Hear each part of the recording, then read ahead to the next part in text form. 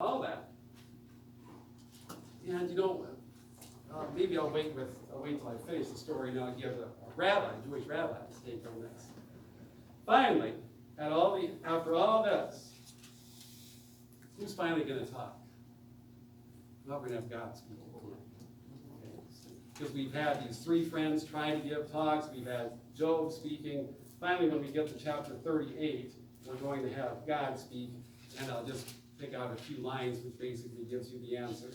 So, the Lord addressed Job out of the storm in chapter 38.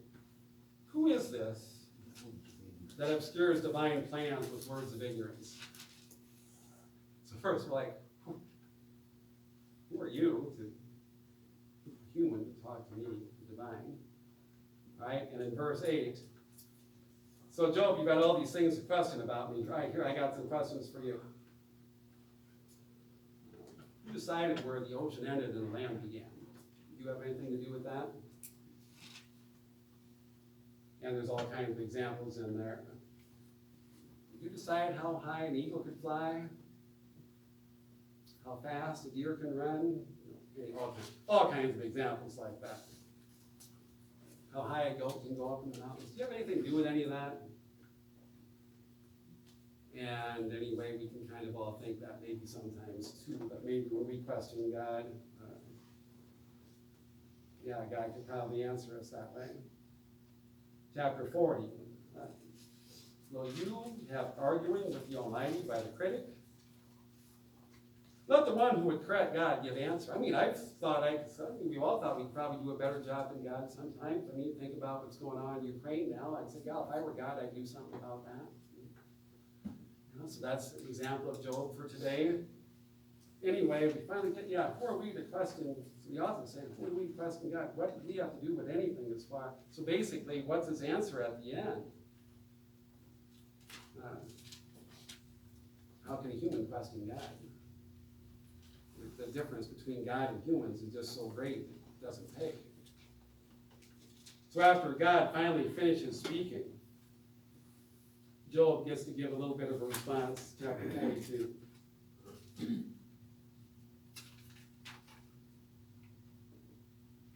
(42, 5 and 6). I have heard of you by word of mouth, but now I've seen you. So I've heard about God, but now I've experienced God. I disown what I've said, and I repent in dust and ashes. So all those things I said, I take them all back. I'm just going to shut up. And that's the end of the book. So the answer to the question, why do bad things happen to good people? I don't know. So my kids asked that the first day of class. So I'll ask you that in the semester test. And then, the answer, we don't know. Actually, I'd even say there's a difference between I don't know and we don't know. I don't know means somebody else knows, but I just don't. We don't know simply means nobody knows that. Nobody knows that. And again, it's because there's no concept of an afterlife yet, so that's not on the table as far as a possible answer. All right? Now, there were people when they put this in the Bible, they said, wow, it's good theology there, but boy, that's just such a sad ending. Well, let's add a little bit to it. So, all right, Job gets remarried, has more kids and more property, and he's happy. So that's what the last few paragraphs are. So he finds out, but still it doesn't make up for all the stuff that he lost and so on. But anyway, it's such a great book because it says, hey, we don't know the answer and we just can't because we're not God.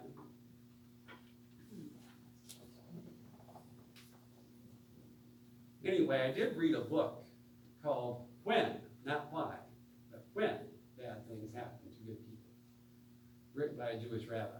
It's a really good book. But anyway, he used the book of Job for pretty much its whole thing. He said the book of Job begins with 3 assumptions. God is all-powerful, God is just, Job is a good person. Okay? Any 2 of those can be true, but not all 3, based on the story. Because if God is just, then these bad things wouldn't have happened to Job if he's a good person. So you can say God is all powerful, God is just, but if that's true, Job's not a good person, because otherwise these bad things wouldn't have happened to him. Okay? You can say God is all powerful, and you can say Job is a good person, but then you can't say God is just, because these bad things happen to a good person. You could say Job is a good person, these bad things happen to him because God isn't all powerful. Okay? So you can choose any two of those three, but you can't choose all three. So he said, that's why, no, don't bother. You can't do that. So he said, when? And then he said, the reason I'm writing this book is because I had this son who was born shortly after his birth. The doctor told us, maximum 2 or 3 years, he's got some really bad disease and so on. So anyway, he said, why? I'm a Jewish rabbi. And he said, why? Why is this happening to us? And he said, wow, you know what? All these answers I have given people over the years in their sorrow. I'm not happy with any of those. Someone says them to me now. So then he wrote his book all about that. So he says, yeah, it should be when bad things happen, because when bad things happen, all these books of the Bible tell us God is there. So he chooses to go that way. And he gave many other. And I can tell you, I've heard things that people have good intent, but don't make sense when they're trying to comfort them in their grief. And anyway, so he finally said, his son lived to be about 8 or so he lived longer than they were expecting. But he said, then from the other side, he said, most of the time, I'm the one talking to the grieving parents or whatever. He said, you know what I really wanted when the people were coming through the line? So 2 things. Say you're sorry and be quiet. That was 2 things that would be most helpful to me. So anyway, yeah, there are things that we say. And he said, why do people say those things?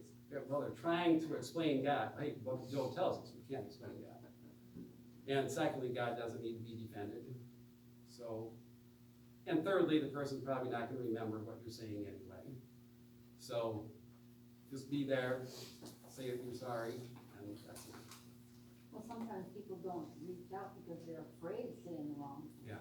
They're So then he said, yeah, don't say anything. You don't need to. Yeah, then that's not good either. But he said, they're not looking for answers. When they're in the sympathy line, they're not saying, would somebody please come here and tell me something that's going to... No, Yeah. they're not. They're just happy that you're there. Yeah. Who is the rabbi? Harold Kushner. Yeah, when bad things happen to good people.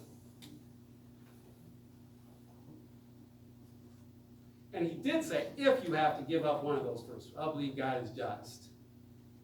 On earth, God has set things in motion. He doesn't have power over everything, because he set up the world that way. So he puts some of that in there too. But pretty good book as far as someone who's a religious leader incorporating the book of Job and his life experience.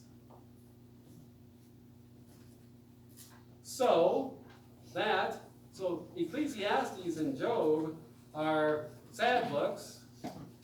Song of Songs, happy book. Psalms, all kinds. Sirach and Proverbs, common sense stuff. So we're going to end with wisdom. And hopefully by the time we finish this book, you'll say, oh, I can see why they called it wisdom. And you'll probably be able to say, when do we use this book? Most often the answer is going to be very clear here in a little bit. All right, so wisdom written only about 100 BC. So again, that's why it's not in the Hebrew Bible. They had their books finished by 400 BC or so.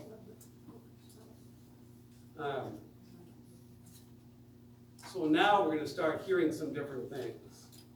And again, you'll see it's written poetically or in the form of song. Some attributed to Solomon, but again, you can see what the titles are like. I'm going to focus especially now here on some of these early chapters. above chapter 2 there, it says, the wicked reject immortality and justice alike. So he's going to get into some different thoughts here. Let's take a look. So the most common reading from chapter 3 that I'm sure you've all heard from Wisdom is chapter 3.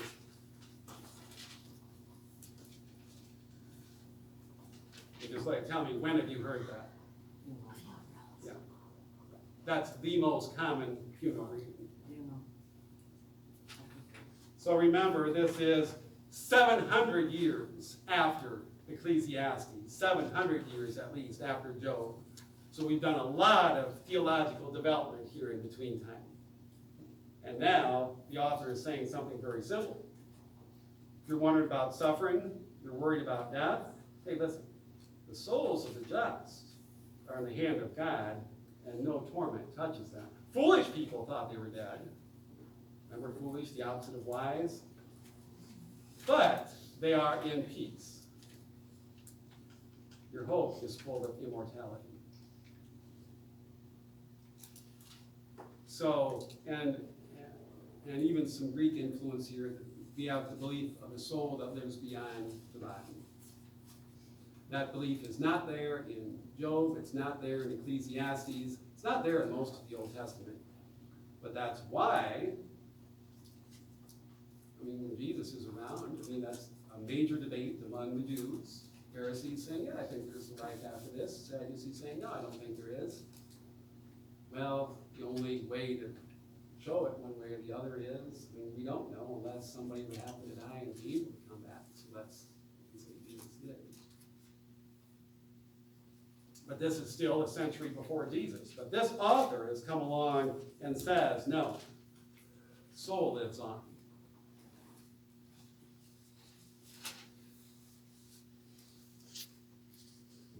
All right. Remember, back in time with Job, they thought, all right, good people, what happens to them? You got lots of kids, you got lots of property, wealth, and so on. You don't have those things, all right, then it's sad, you must have been cursed. All right, this guy says, that's chapter 4. Better is childlessness with virtue, for immortal is its memory. All right, so, hey, listen, you're better off. Someone without kids, that's a good person, is better than a bad person with lots of kids. Right? They're not connected. Right? It's virtue that's more important. And then, of course, it was a thought that if you were a bad person, right, you died early. God's punishing you for being bad. That was a thought for a pretty good part of the Old Testament. So midway through chapter 4, he says that. Sometimes when a young person dies, they choose the middle of chapter 4. The just person, though he die early, shall be at rest. Honorable, what's honorable doesn't come with the passing of time. In other words, doesn't come just because you're older. Isn't measured in terms of years. Rather, an unsullied life is better. Someone who pleases God is better.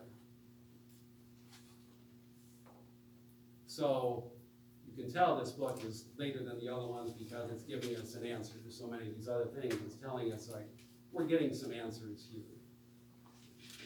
God eventually does reward good people, but it's just not here. It's impossible to do that. Otherwise, earth would be like heaven, right? If we reward all the good and punish all the bad here. So, yeah, this doesn't happen here. So the belief of the soul has come about, and Wisdom, chapter 3 and 4 especially, very appropriate for funerals because it talks about that. And the author of Wisdom is basically telling the author of Job and the author of Ecclesiastes, okay, I can give you a little bit of an answer now to the questions that you had. Those bad things that happened to Job has nothing to do with him. That's earth. If he's a good person, he'll be rewarded afterwards. The soul lives on and can be rewarded later. What made him start thinking that way? Well, probably just thinking and I guess we would call some common sense, theological developments. Other religions had it. If you go way back, the Egyptian pharaohs, they did all the things with the pyramids because it's getting you prepared for the next life. So they had it. Judaism was a little bit unique in that it did not have that belief. It was one of the last religions to come with that belief.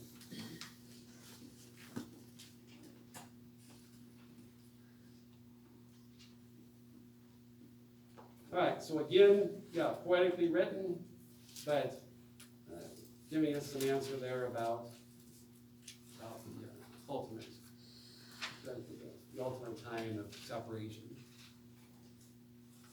Okay, so that's your 7 wisdom books, and that's why I say you don't have to know much about history, other than it's helpful to know that Ecclesiastes and Job were written way before the other books, and that wisdom was the last one written. As long as you know the order they were written, you're in good shape reading, because if you don't need me or anybody else probably to help understand them, your endnotes will help.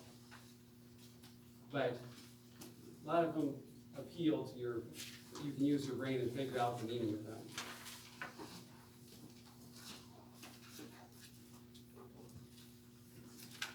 Okay, any questions?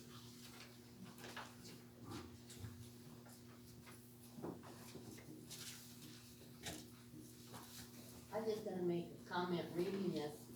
To me, we're geared for a sense of justice. And a lot of this, there was no justice, is what they had to work through. Yes. Yeah, and everybody who's thought that eventually comes, all of us in our lifetime, sometime we're gonna wonder, well, that's just not fair.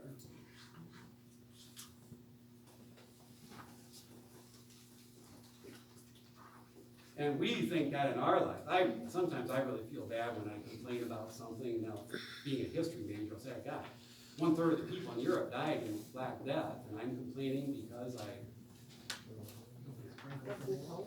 stuff I told, yeah. So, or I get lost following directions or something like that. And, well, in our parents' lifetime, my parents' lifetime, we had World War II. 60 million people dying because of war. So yeah, I guess if I were ever to complain, that makes me feel bad about myself sometime when I'll complain about something, and so yeah, okay. Yeah, 60 million people died in World War II. Innocent people are being killed in war in Ukraine now. Why am I complaining about? Those sorts of things probably enter everybody's mind, whether you're living in 800 BC or in 2022.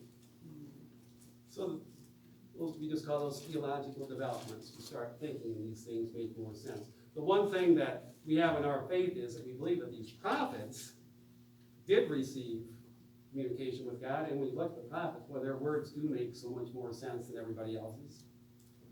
And then, of course, we believe Jesus was the ultimate. And when we study the Gospels, when you study the teachings of Jesus in Matthew and Luke, you can do them from a common sense perspective if you want.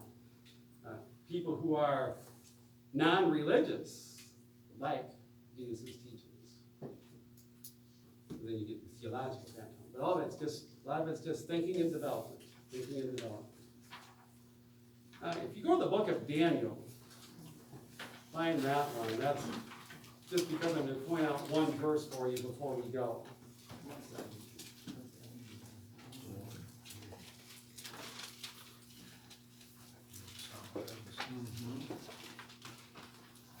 So a lot of these are books that are written during the time of the Greek occupation and persecution in Israel. Remember, we had the Assyrians, and then the Babylonians, and then the Persians, and then the Greeks, and then the Romans. Under the Greeks, that was the group, there was a time when they wanted to force the Jews to give up their religion. Well, the Greek won, and some did, and some didn't, and those who didn't were put to death. So that really made them think, too. But anyway, there's just one when you're saying, isn't it in the Bible, the Jewish Bible? You go to the book of Daniel, chapter 12, verse 2.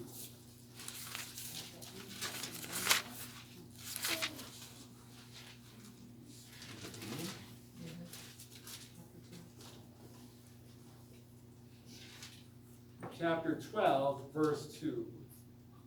Many of those who sleep in the dust of the earth shall awake. Some shall live forever, others shall be in everlasting horror and disgrace. So that is in the Hebrew Bible, the 39 books, not the 46.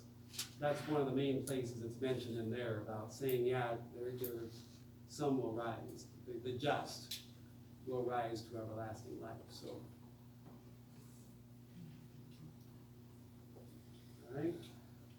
Where do you see the belief in an afterlife really come about? It's in the second book of Maccabees. So remember, we did all the history all the way to 400 BC. Okay, and now tonight we did the books that were written later. We haven't covered the last two historical books would be Maccabees, because they're written during the Greek occupation. And then we did Ruth and Jonah as storybooks. We didn't do the other storybooks yet. But anyway, in Maccabees, good people are being killed at a young age. Because it's at the time where the Greeks were saying, I want you to follow our religion, not yours. As a matter of fact, they'll give you a good high-paying job if you give up your faith. Some people did that. And if you don't, you could be killed, right? And it's called Maccabees, because Maccabee is the name of the family that says, no, we're not giving up our religion, and you better die. Anyways, so there's a lot of stories of what we now call martyrs. So it was seeing good people be killed for just reason that made them really start to think that, yeah, some of our theology has been off about God rewarding us here. That's not the case. So I often thought that you could even use the Bible as an example of, here's our thoughts of how rich and poor are rewarded and punished. And we start with this, and then finally by the time we get to wisdom and Maccabees, we're figuring out a little bit better, and then we get the ultimate answer from Jesus. All right, so I figured it wasn't a big hurry tonight. I thought I had your attention pretty well to get the 7 books. It took an hour and a half or so. On the handout, so I explained what wisdom literature is. It's experiential. It's over the meaning of life, not on history, not on covenant. You ever hear the word didactic? It means meant to teach. All right, and then I did give you the timeline. I don't know if you had that one before or not. But going all the way back, the timeline, all the way back to 1800 BC, all the way down to the time of Jesus, and then I even extended from Jesus until the present. And then I tell you a little bit about who these empires were, where they are today, what's going on in Israel today since 1948. And then, in case you weren't here for certain books, I give you a summary of all the books. We did most of the prophets, not all of them, but we did the main ones. Remember, Micah and Isaiah and Amos were the ones who were saying God doesn't care just about which God we worship. God wants us to treat people well, so they're known for things like that. There I gave you the 7 wisdom books and a brief summary of them.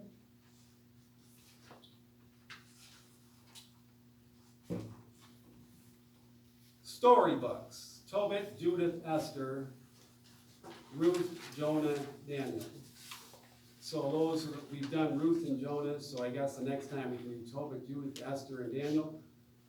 And I'll do 1 and 2 Maccabees. So that will finish the study of the Old Testament.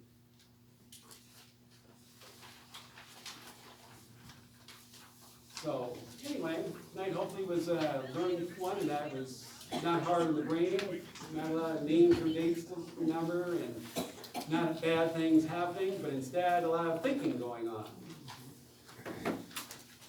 And these are the books where you can say, I can relate to that.